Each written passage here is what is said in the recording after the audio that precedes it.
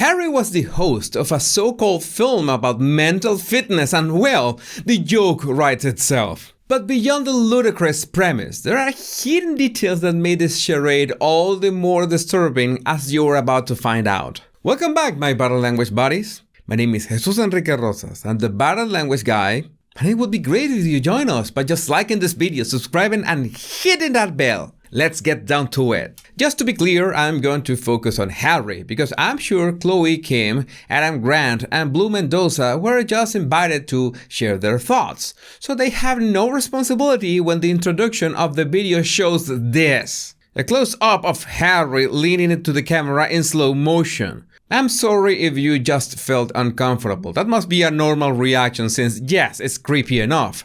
Not to mention that slow blink at the end that looks like he took the wrong amount of pills or he's trying to look sexy for his Tinder mugshot. In case you're wondering, I'm trying to add some levity to the fact that, according to Andrew Morton, Harry reaches out to Diana's ghost to help him in daily decisions. And I think it's good to have that spiritual side. But what I don't understand is why Diana's ghost didn't raise an eyebrow when the Harkles hired a head of security that has an interesting criminal record, including 2 charges of driving under the influence. So, in terms of judgment, Diana included or not, we are starting with the wrong foot. And this is no joke. Critical thinking has a lot to do with mental fitness, because decision making is all about emotions, and Harry keeps mentioning one word. Throughout the years of traveling around the world, what I saw was the similarities of experiences of trauma, of loss, of grief, of being human. Yeah. That building up of resilience is absolutely critical. The problem here is that Harry keeps using that word, and I don't think it means what he thinks it means. According to the Cambridge Dictionary, resilience is the ability to be happy, successful, etc. again after something difficult or bad has happened. Or, as Winston Churchill put it, success consists of going from failure to failure without loss of enthusiasm. That is a skill that we need to develop from an early age, because no matter what happens to us, the only clear option in every situation will be moving forward. Either you keep on trying or you just look for another route. And Harry just said something that makes him look really bad. You heard him saying, "Throughout the years of traveling around the world, I saw the similarity of trauma, of loss, of grief." For starters, he had the immense privilege of traveling around the world and getting in touch with vastly different cultures and experiences. It's safe to say that 99% of the people he met doesn't have even a sliver of opportunities and privileges of someone born into the royal family. And technically, I'm not criticizing Harry because he has nothing to do with being born in such a privileged position. But I could criticize that he is not wearing a belt, for God's sake. But he just admitted that everyone around the world has to deal with trauma or loss or grief or circumstances that test our spiritual and emotional strength. It is fair to think of the possibility that at any point over those travels and just by introspection, he could have said, "Well, I lost my mother in a tragic accident, but at the same time I was born in a position that I can do so much good for thousands of people that have gone through similar things, if not worse." But that requires one ingredient: empathy. Every single quality and ability that makes us human has a negative and a positive side. If you develop resilience without having empathy, you become cynical. You mind your own happiness and success, but regardless of how other people are going to feel or be affected. And it's not necessary to look at people's body language when their actions have already spoken. Going to the Oprah interview knowing that it was going to hurt his grandmother, or misleading the public with his security issues so people blame Her Majesty instead, or in the scope of his so-called job, suggesting that people should quit their jobs if they don't feel happy. So in many levels, we have confirmed that Harry has a severe lack of empathy, and it seems, at least publicly, that the only person he can truly connect with is Meghan, who in his own words, saved him. That lack of empathy is dangerous enough, but what do you think happens when you combine it with mental fitness? You get someone that thinks that he knows what he's talking about when he's not.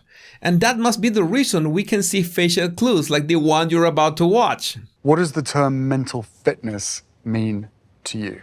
To me personally, it means... What does the term mental fitness mean to you? To me personally, it means... I've mentioned more than a few times that you cannot jump to conclusions from a single body language signal.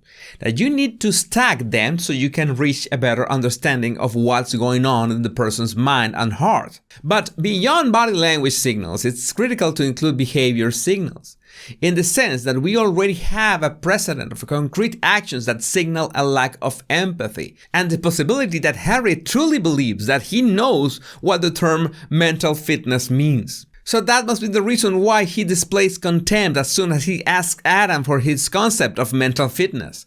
I don't think he truly cares for the answer.